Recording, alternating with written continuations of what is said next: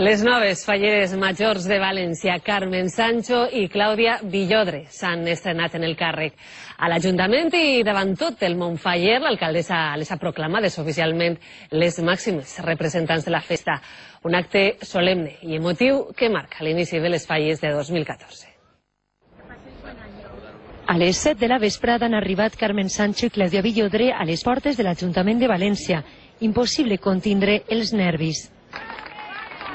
I ara sí, amb tot el seguici, la música de la banda municipal i la calorosa rebuda del Montfaller, les noves falleres majors de València han pujat les escales del consistori. Dalt les esperava l'alcaldessa Rita Barberà.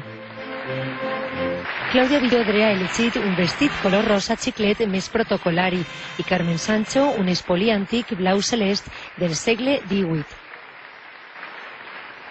El d'avui és el primer acte del seu regnat i l'últim de Begoña Jiménez i Carla González, que s'han acomiadat del càrrec.